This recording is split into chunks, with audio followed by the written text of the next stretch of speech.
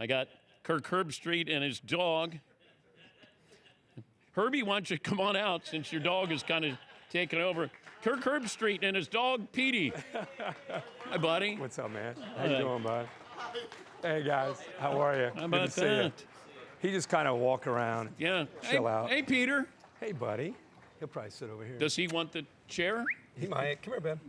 He's checking for these other dogs right now. Hey. Come here. Come here. Is he getting jaded because he's a celebrity now? You know what? He's handling it pretty well. He's had a long year of travel, and he's a character. 2 years old, golden retriever. And how does your wife feel that she's got competition for you? Well, I have 4 Goldens. Oh, So, you do? Yeah. I have an 8-year-old. Pete, come here, buddy. Come here. Come up here. There you go. All right, Petey. There you go. You can bring the microphone if he wants to talk. I don't know. Is he going to get in your lap? Oh, yeah. No, he'll just kind of hang right here. But, yeah, we got 4 of them. And my wife, she loves them. So they're just like family for us. 4 sons and 4 male dogs. So you're joining us on behalf of Spruce? Yeah. So that's what he's got here. Oh, okay. Yeah. Got his little He's locked neckerchief. Yeah, he is locked in. Yeah. How you been doing? You having a good week? Yeah, it's been fun. Good.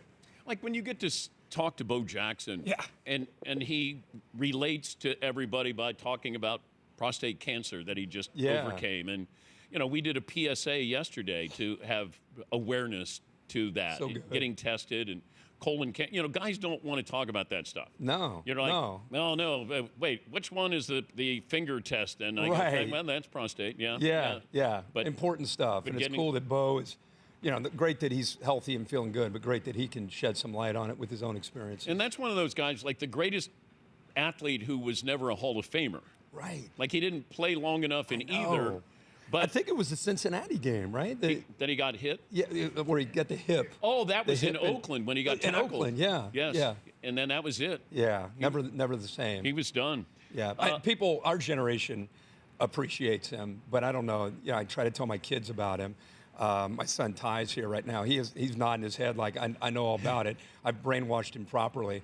But man, remember when he climbed that wall? Just at full speed, ran up along the wall. That was All-Star game. Incredible. I think it was the All-Star game. And hit one to center field, hit a bomb. He was one of one. And then when he had that, I think 93-yard run where he ran through the tunnel. Yeah. Remember that showdown with him and Boz? At the goal line. Yeah. It didn't go well for Boz. It did not go well. No, but that was a great era. You want to talk Super Bowl? Yeah. You want to talk college football? Talk anything you want to talk about. Trying to figure out where we're headed in 5 years with college football, because it feels like it is fluid. Yeah. And now college football is kind of saying, hey, to Congress, hey, can you help us clean up our sport? Which is never a good thing. No, but it feels like that's their cop-out, that we can't handle this. Can you get a commissioner for college football? I love the idea, because I think right now we're still legislating the sport as if it were the 1980s, where it's a regional sport. Where we grew up, if Woody Hayes or Earl Bruce was the coach at Ohio State, the only thing that mattered was the Rose Bowl. And if you were down where Bear Bryant was, it was all about getting to the Sugar Bowl. And that's now, unfortunately, in the past for college football. Now it's all about the CFP. And yet we're governing this sport with conference commissioners that are worried about their constituents and their region. No one's looking at the entire country, like what's best, and here's what we're going to do. I'm the czar, and I'm taking in all this information. This is what we need to do. Nobody's doing that right now. My only hope is Nick Saban, truly. And people can say, well, he's got an Alabama twist. If you really know Nick Saban, he's got a college football twist. He cares about the players. He cares about the sport. And I think him being involved with Congress, him being involved with the president, he's got a lot of people's ears, and I really think he has good intentions. So I'm hopeful that he'll be able to help out. But right now, it's just so impossible to predict where we'll be with this sport. Yet, popularity's never been bigger. Yeah. People still go to these games. People still tune in. I mean, what a 30, I think, for the national title. People love it. It's just it's frustrating to see what's going on off the field. We're talking to Kirk Herbstreit and his dog. Well, we're not talking to Peter. He's not paying attention here. Yeah. Does he get along with his brothers and sisters? He does. Oh, okay. Yeah. But do the other ones, are they jealous that he's? When the bags start to get zipped and packed up. Oh, they know? He totally knows that he's going. And the other three just shame me. They're just like, I can't believe you're doing it again. So tell me what you're doing with Spruce. Well, I lost Ben, my other dog, last year, and I've lost a lot of dogs at young ages. I've always been concerned and wondered why that might be. And so I'm very careful with what I have my dogs around, what I feed them, what's going on in the yard. And for me, Spruce is a very young company.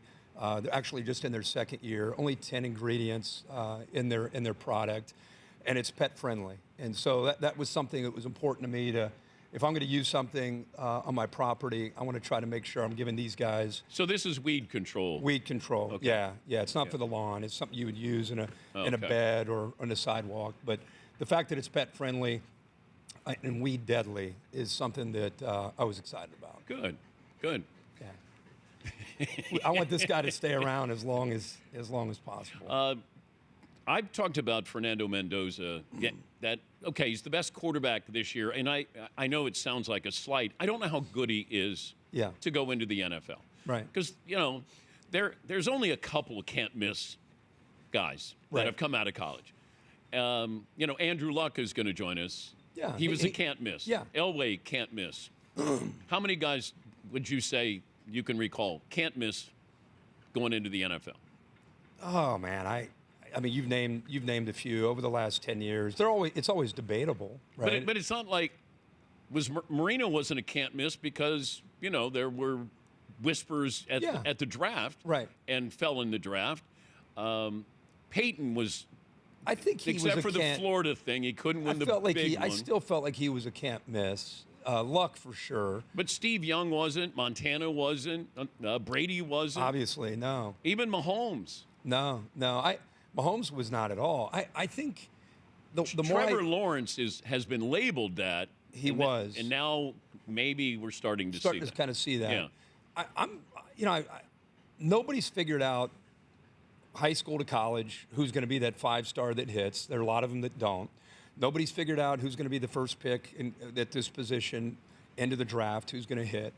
One thing I think I'm starting to take more and more into consideration is just how many reps these guys get in college. Because I think it's not about how big he is, how strong his arm is. To me, it's about the ability to process. And there are fewer and fewer that have the ability that guys in the 90s, early 2000s, when they put the offense on their back and they said, hey, you see the safeties, you understand the why. And I think because of that, offensive coordinators in the NFL have had to kind of tweak how they manage the scheme. I think from what I've seen from Fernando Mendoza, and there's still a lot to be seen if he can go to that next level, he's not the guy that you put the offense on his back and you say, you're that guy, you're going to make, it doesn't matter who's at receiver and running back. He is the guy that if you got a really good offensive line, you got a back, you got a few receivers, he is a guy that you can put in charge of the offense and is not going to get you in trouble and is going to make really good decisions and is a lot better, I think, skill-wise than maybe people right now are willing to give him credit. But I worry about the offensive line because you get a first-year coach, you get a first-year quarterback. That's what I'm saying. And a bad offensive line. I know. And you got a David Carr situation with the Texans. Exactly. Fair. And that's what would worry me. Yeah. It just depends on who's going to pull the trigger. I think they got to think about what's around that position, especially if you want immediate results.